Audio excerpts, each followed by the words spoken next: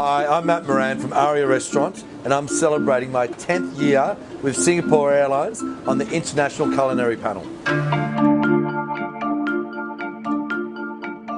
My first year was 2003. I have to say it was pretty daunting. I'd actually never been in a first class seat before, and I remember flying up there. They flew me up there to have a bit of a look at what was going on, and I remember I sat down in that seat and the hostess came along and she said, "Mr. Moran, could I get you a glass of Dom Perignon or Krug?" And I just looked at her and I said, "Yes please, I'll have one of each."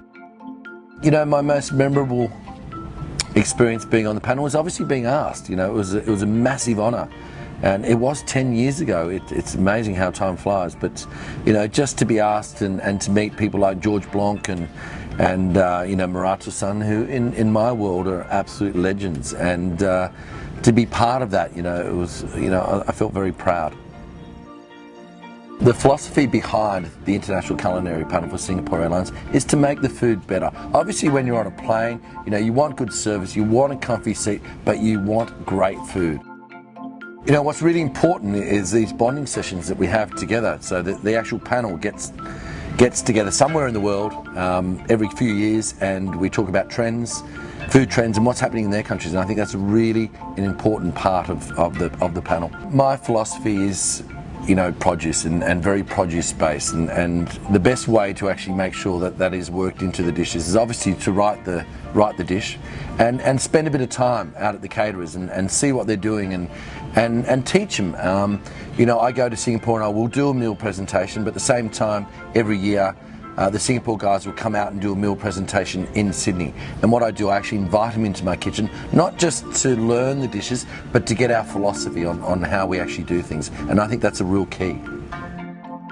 You know, over the years, I've probably done, you know, 500-600 dishes for Singapore Airlines. You know, I think I'm pretty proud of most food that I've put on the plane. You know, I think it's changed over the years, and I think it's got better. So hopefully I'll be there for a few more years. When actually planning the menu, you know, you have to take in consideration altitude. Your senses are highlighted when you're at 40,000 feet.